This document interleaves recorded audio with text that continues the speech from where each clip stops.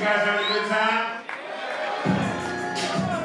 Ladies and gentlemen, let's get this thing going. Now making his way to the stage is the original BNL champion. He owns the record for the fastest knockout in UFC history and has delivered memorable action at the highest level of combat sports. Representing Miami is here, Jorge Masvidal!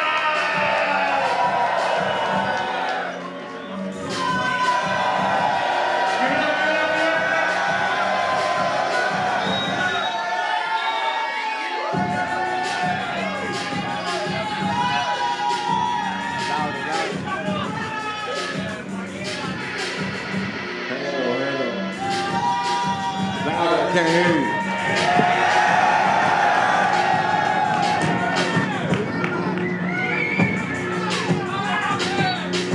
All right, ladies and gentlemen, now making his way to the stage. It is the world-renowned MMA superstar who has shattered box office and the pay-per-view records across the board. He has made a transition to boxing, facing Jake Paul last in a sold-out event. The bodyguard of Stockton, California is here. Welcome, Nate Diaz!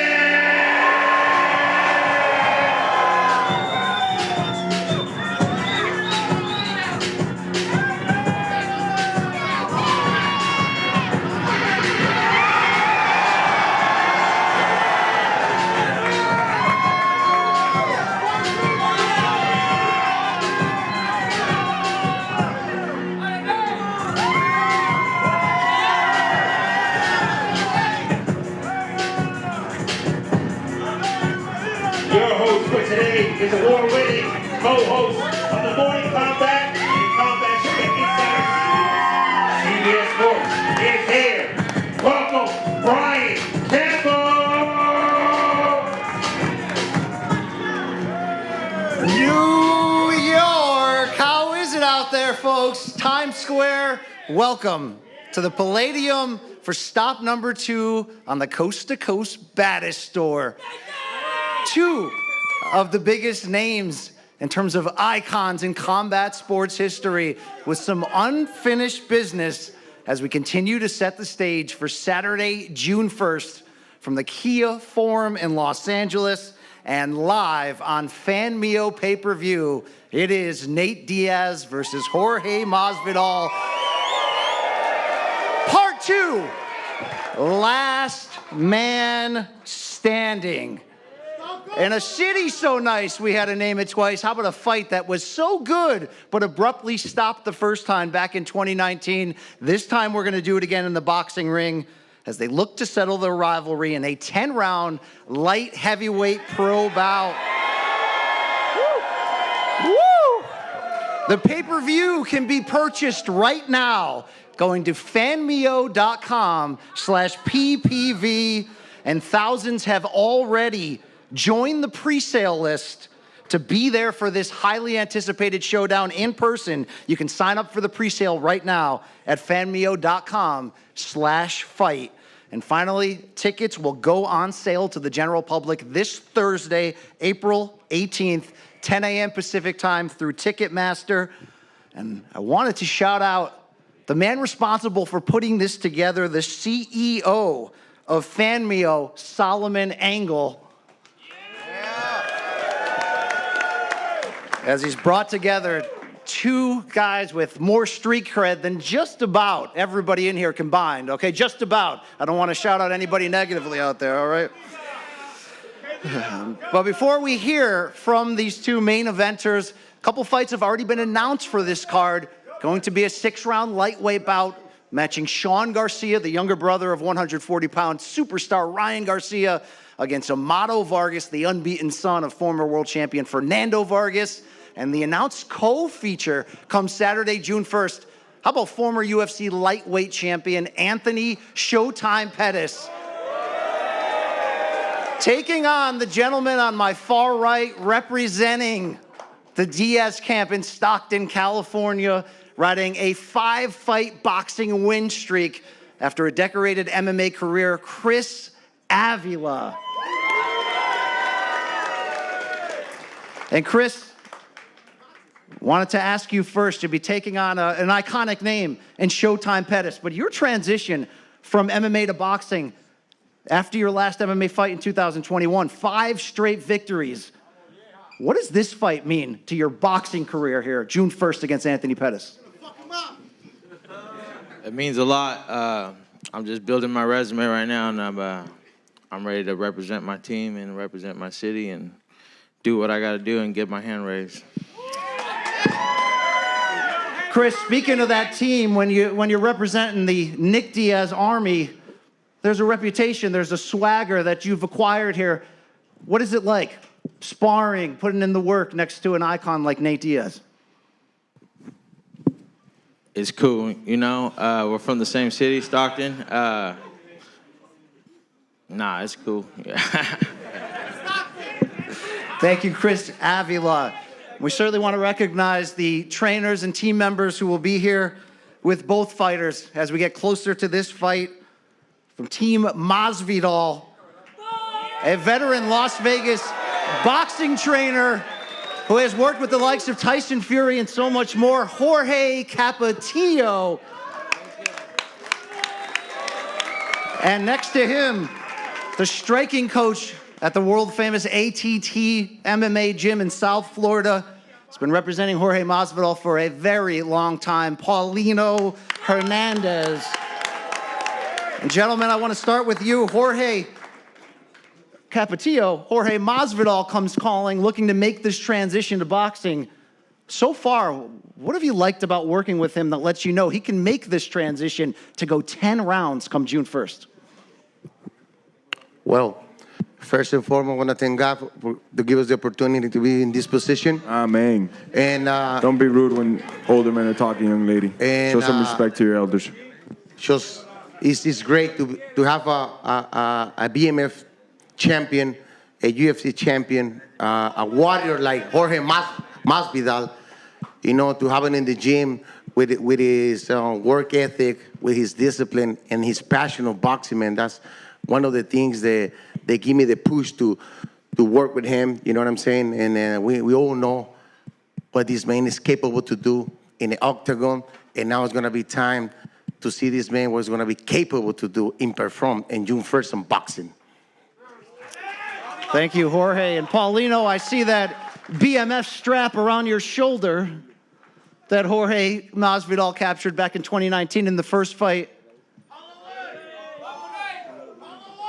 How about this transition? It's not overnight for every mixed martial artist to transition to boxing with the footwork, with the striking and everything else. How quickly has Jorge been able to jump into this? Bueno, primeramente, muchas gracias por la oportunidad. Creo que español. Creo que Jorge Masvidal no es primera vez que hace una pelea de boxeo. Creo que ya tiene una pelea de boxeo y ya la ganó. Se tiene la experiencia que ya pasó por pelear en boxeo. Amén. Can we get a translation, Jorge? I'll let Capetillo give the translation, man. People are bored of hearing me talk already. Well, this is not the first time that Jorge is stepping in the ring. He already has one fight. He won the fight, and so it's not an extreme sport for him, and he's doing a great transition from MMA to boxing.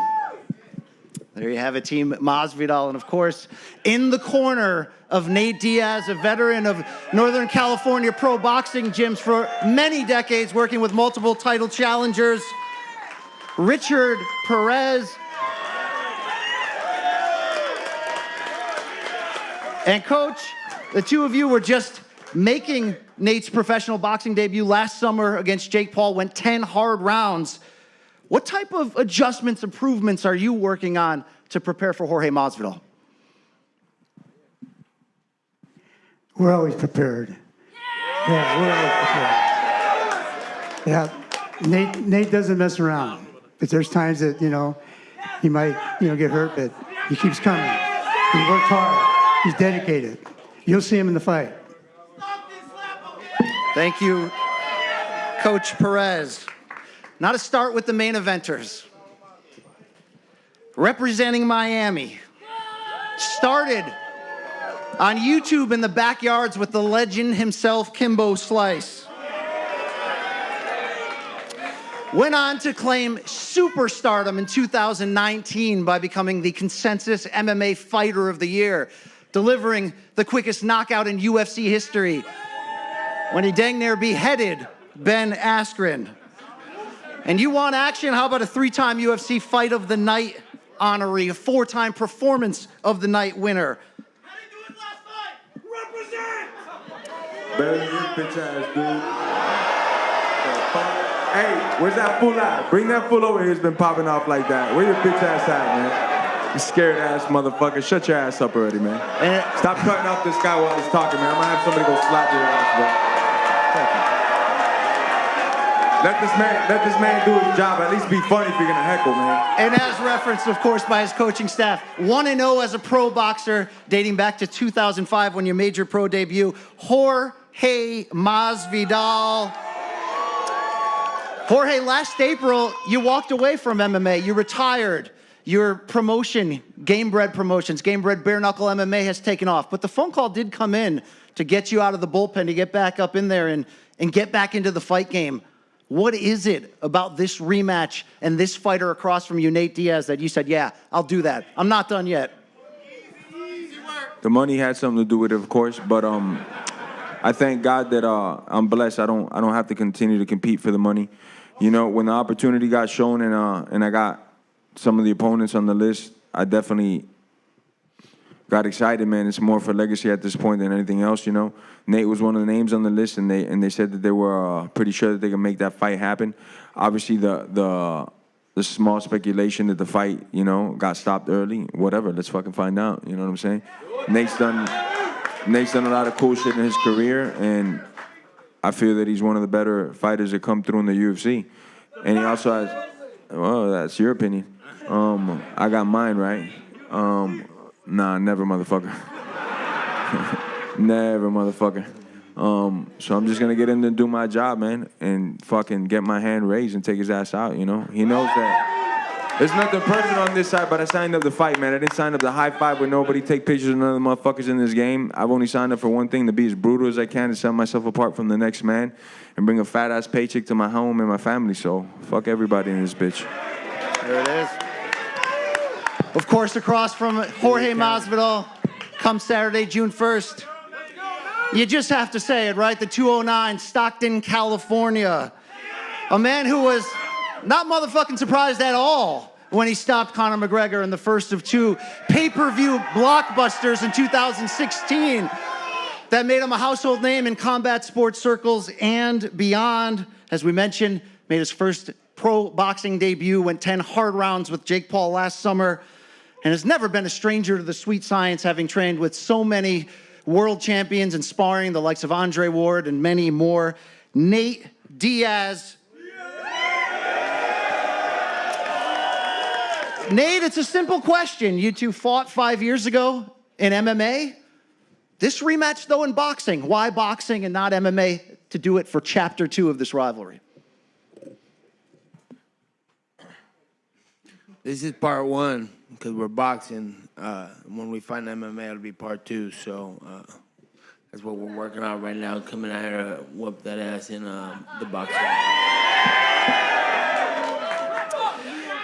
We know the history between you. UFC 244, 2019, I don't know, 10 blocks away down the road at the world's most famous arena, Madison Square Garden. The inaugural BMF title on the line.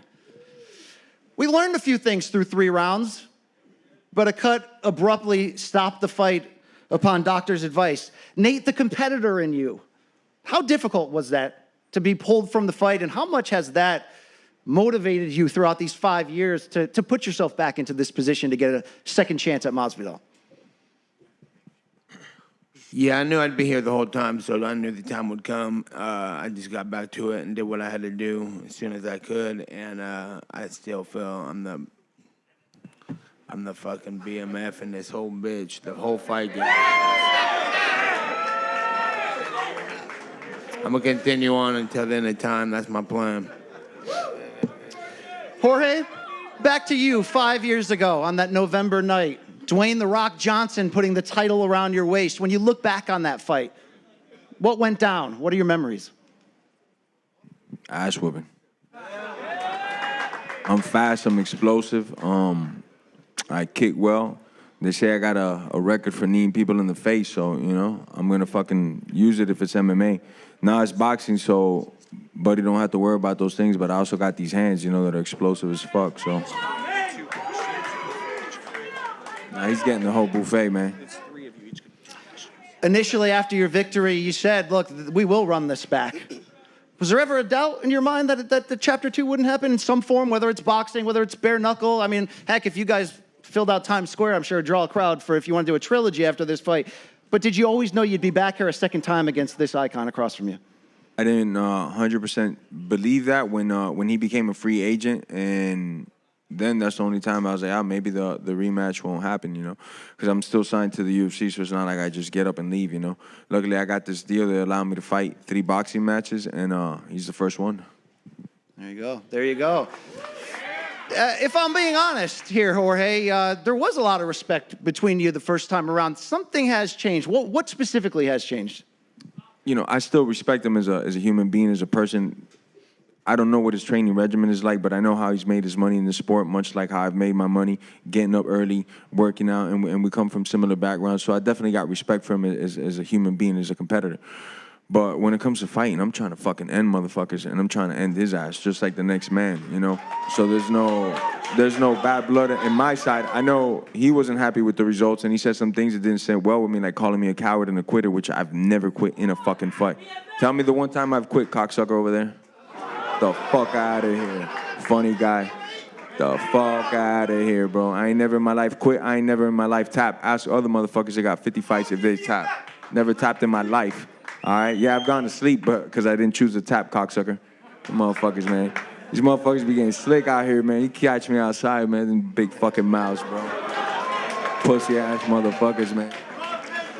Dade County, Miami. Nate, on the flip side, does it matter to you? Do you respect him as a man, as a fighter, after sharing 3 rounds of action with him in the UFC cage? Yeah, I respect everybody who fights in the cage or at all, and that ain't got nothing to do with it, though. We got a fight to do, and we got to figure this all out. Figure it out, we will. Thank you, brother.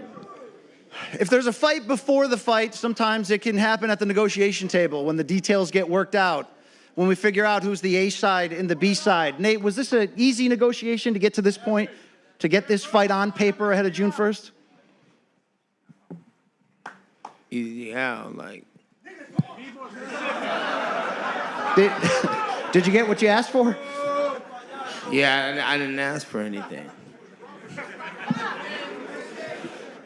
Jorge says he didn't ask for anything, but if I've been following your interviews in recent days closely, you seem to have a different tune, calling Nate a diva in the build-up to this fight. Well, if it wasn't him, it was his manager, because, you know, we were talking to his manager, and they're like, well, if it ain't like this, he's not fighting. So I don't get it. If it's negotiation tactics, or it's like you don't want to scrap over a fucking whose name goes on top, when usually the winner gets to decide a lot of these things. You know, the guy that won the last fight gets to decide if they're walking out first or last, you know. So, shit, I mean, it's there on paper, you know. There's a reason why it's written out the way it is. I won the last fight. Why wouldn't my name be first, you know? But I don't really give a fuck, because at the end of the day, all I want to do is fight, and motherfuckers will be able to tell that I'm just a fighter. I'm just a dog, man. I just want to fight. This is how I make my money, you know. I love you too, man. Nate, it is a curious question. He technically was the victor the first time around, but your name's on the A side of this promotion. Are you the bigger star? I didn't ask for anything. It's just is happening. So, who's the A side?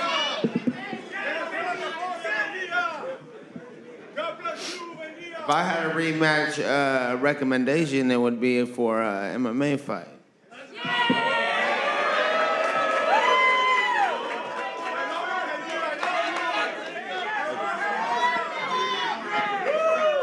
100% in. The trilogy could be in MMA any day, you know? I'm actually signed to a UFC company that does MMA. You better ask. Yeah, dude, you're right. I'm not a free agent. But what, you rather fight in another promotion that's not the UFC? Like, what the fuck? Nate, 5 years ago, at least you for... pay us, Mr. Doesn't Matter? If you were the baddest you gonna pay us to fight? motherfucker, you do what you want. Yeah. That's awesome, man. That sounds awesome as shit, but I'm not gonna catch a lawsuit just because I want to fucking go and fight inside of a KFC parking lot, you know?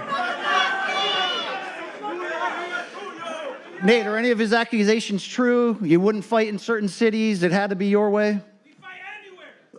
Somebody must have knew what they were doing and told them to do what the fuck they needed to do. I didn't ask no questions. Well, the good news is we have a fight Saturday, June 1st. If we learned anything the first time, Nate, he had the edge over 3 rounds in MMA. Why will you have the edge over Jorge Masvidal in boxing? Any combat sport, against any fighter, all of them motherfuckers.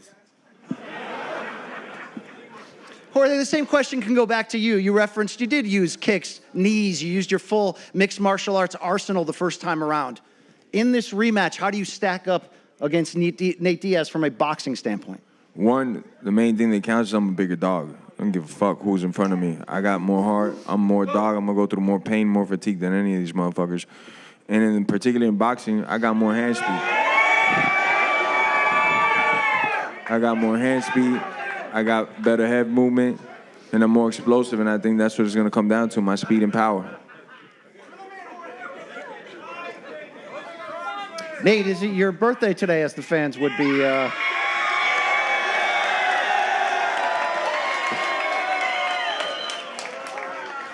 Happy birthday to you, Nate Diaz.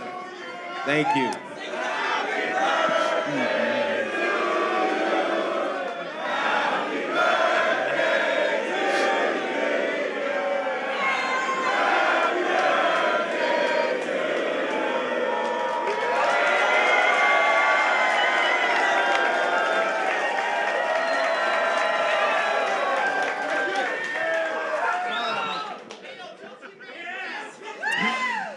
We mentioned Nate's pro boxing debut last summer against Jake Paul.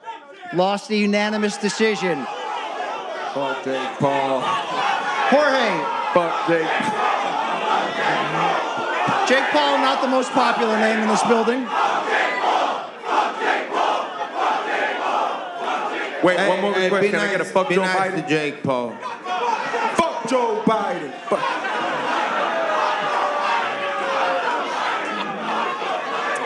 So, Jorge. Hey, drink something me, man. I love all of you, man. Drink something. Hey, what are we doing? Whiskey? Send them the fucking whiskey. When you look back last August, the 10 rounds that Nate put in against Jake Paul in his pro boxing debut, what'd you learn about him as a boxer in that fight? Nah, you know, I honestly in my heart don't, from looking at Nate, you know, I didn't look like he took the Jake Paul the most serious, you know? And, I mean, who would, right? This kid was just swallowing bananas on, like, Vine videos a couple years ago. So it's not like I blame him. You know, it's not like I blame him for not being in the best shape of his life for Jake. But, you know, I'm a different type of cat, and he knows that firsthand experience. So I hope he's just prepared for what me and him got to do. I don't really give a fuck what happened in the Jake Paul fight because I know Nate is a warrior, and he could fucking take a beating and give one. You know, so let's fucking rock and roll. Nate, we've heard this echoed a few times. Friday's first stop in the tour right now, the idea that Jorge believes you didn't take Jake Paul seriously, you weren't in tip-top shape. How do you respond to that? Yeah, I take every fight serious. I started camp a little early, the long camp, and I'm fucking burned out on giving a fuck. And so when I got a little closer, it was like whatever. But regardless, every fight's serious. Nate, what do you need to work on from that first performance as you continue this transition into pro boxing? Probably stop training. Altogether.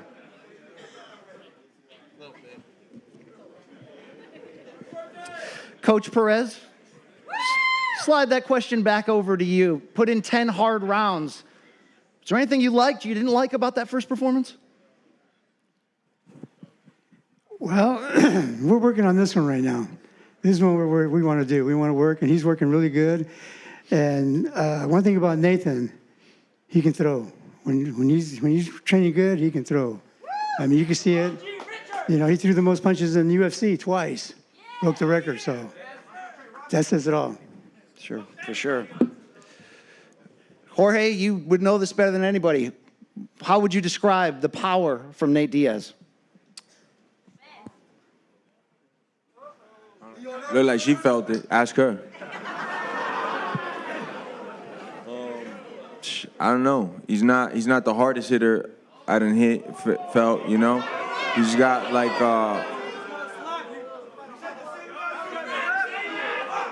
you know, like I said, he's not the hardest hitter I done faced, you know? He's got good endurance. He keeps throwing him, but he's not the hardest hitter I faced, so I wouldn't rank his power too high. Nate, right back at you. Do you respect the power coming out of Jorge Masvidal? Yeah, I respect the power. Anybody who's gonna get in there and fight, I don't want nobody hitting me. So my plan is to hit and don't get hit and hit a lot like a motherfucker. So that's the plan. I'm coming to win, and that's what this whole shit's all about. Nate, you know rivalries at times can define a fighter's career because of how big these fights can be, how much they can tell the story of a certain era. Is any elements of your reputation on the line, meaning you must get this win back from Jorge in this rivalry? Yeah, that's what I want to do. I want to win every fight, and if I lose for some reason, I plan on winning the fight back, no matter what. So that's what I'm here for. 5 years have gone by, of course, since the first time you guys met. Do you think anyone between you and Jorge has developed an edge in terms of how you've aged or the fights you've had in between? Have you been following his career closely since your last meeting? Yeah, I watch all the fights, and you can't do nothing but get better with time or quit. So it don't look like he's been quitting. It looks like it's time. About you, Jorge, do you expect a more dangerous Nate than the last time? Do you think the rules changes will bring out an advantage for him at all in this boxing match? Not like an advantage, but I've always felt he had some of the better hands in the UFC, and now we're boxing, so I definitely feel that that'll play in him. I feel he's not a good kicker at all, giving him or taking him. So that was definitely an advantage that I had in the UFC, but now it's boxing. I still feel I got the better hands, though, so let's go. Let's go.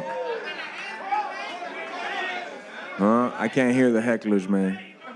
I can't hear them. Y'all got to speak up. Y'all got to learn to heckle better, man. This is New York. Y'all supposed to be good at this shit, man. The fuck? The fuck? The fuck? I can't hear you broke motherfuckers. Jorge, a little bit of a Nate crowd here in New York City. I love it, man. I like the hostile crowds. I'm hoping LA is rowdy because I like the hostile crowds, man. I've always gone to hostile places and done my thing. My home has always been on the road. I've only fought Miami once or twice. So I really give a fuck if the crowd is with me or not because I know God's with me, so I give a fuck less, man. You feel me? That's why I ain't got no fear for no man because God be with me. And God, yeah, in your book, cocksucker. We're going to take some questions from the media in attendance tonight. If you can identify yourself.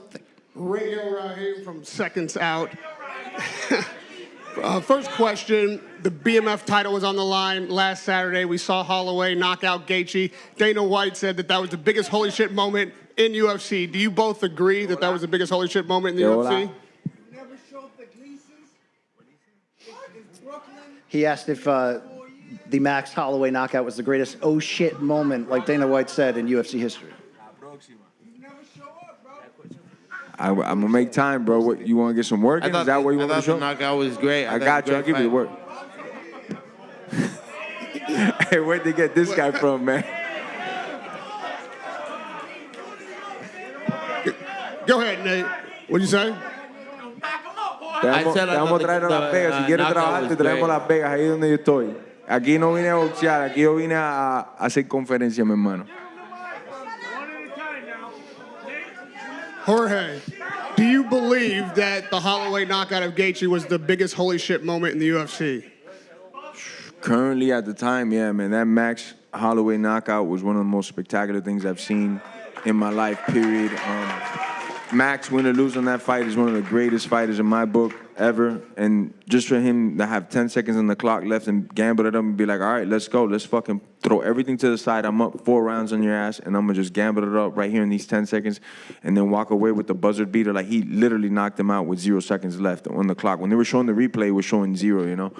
So I love it, man. That's what fighting is. That's what fighting for the BMF belt is. I love it, man. Great fucking fight. One of the greatest moments. And I was there live for it, and it shocked my soul, man. It was a fucking great moment to be a part of.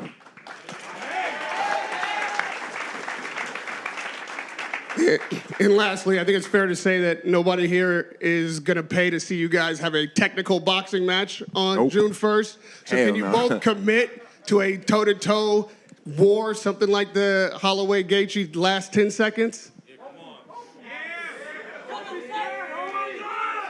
Nate?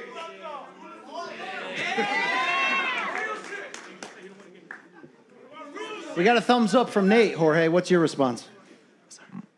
Shit, my track record proves my response. I fucking throw down every time I walk in there. I don't know no jiu-jitsu for a reason or no wrestling, you know? I'm here to fucking fight, man, every time. So imagine I just got boxing gloves on. I don't got to worry about nobody taking me down, going for fucking submissions, having to pop back up. All I got to do is fucking throw these hands.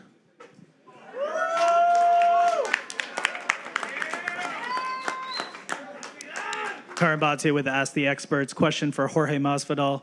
Jorge, we know your last fight in UFC was about a year ago. You stepped away. You now said that you're going to fight 3 times in boxing, and you may even go back to the UFC. So I'm just wondering if that time away was maybe a blessing in disguise for you to re-energize and come back strong in your career. That was hilarious, bro. That's fucking... Everybody please laugh for this loser, bro. Yo, get this guy a drink, man, from me. Well... Nah, that's not for me, brother. My hands is too fucked up, but I could whoop your ass bare knuckle if you want. I don't need paychecks. I just said it. I don't fight for the money, man. I fight because I love it, you know? The guy standing across me is a fucking legend, so that's why I fight, man. You cocksucker. Fuck up, man. What are these hecklers, these shitty ass... If you were like a dude, I'd love to respond back to you, but, you know... And a question for Nate Diaz. Nate, I know you've trained with the legendary Andre Ward. Are you going to be training with Andre for this fight, and what have you learned from him? Yeah, I learned a lot from him just from being around and seeing how he does and how he's been doing things over the years. But I probably won't train with him. I think he's retired. He's doing some other things right now. But I'll probably tap in with him if I can. Thank you. Jose Young's MMA fighting. First question for Jorge Masvidal. Ever since your Darren Till fight, you know, you've come out red hot and you have these electric, especially the Ben Askren, you finished him early. Those are 5-round fights. Those are 5-minute round fights. This is a 3-minute round fight. So that's just a sprint. So does these 3 minutes kind of, you know, give you the advantage in the boxing ring? I mean, yes. I mean, no, you know, because it's 10 of them, 12 of them, so you do go a little bit longer than the MMA. So at the end of the day, it gets chopped up into more amount, but you do get bigger breaks, you know. I've always felt that I got speed and power over a lot of guys. It doesn't matter if there's breaks or not. I'm still going to have that speed and power. So fucking, whether it be boxing or MMA, I don't give a fuck. Questions for Nate Diaz. Especially near the end of your...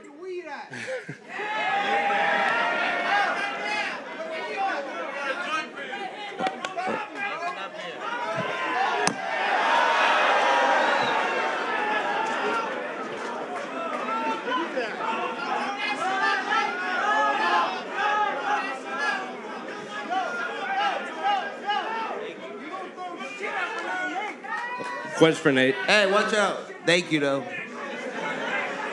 Especially at the end of your UFC career, you've had these electric finishes to your fights. You know, the Leon Edwards pointing him and rocking him. You even got Jake Paul in that guillotine at the end of that fight. Can we expect anything in the later? Yeah. In your most recent fights, you've had these electric finishes that kind of captivated the audiences. You know, you clipped Leon Edwards at the end, you put Jake Paul in a guillotine. Even if you came up short, the fans, you know, they viewed you as the winner. Can we expect anything like that against Jorge when you do fight June 1st? No, that was deserved, but I'm here to have a professional boxing match. I'm going to do things right and show them I know how to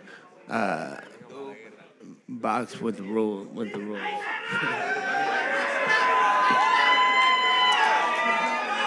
Thank you, then.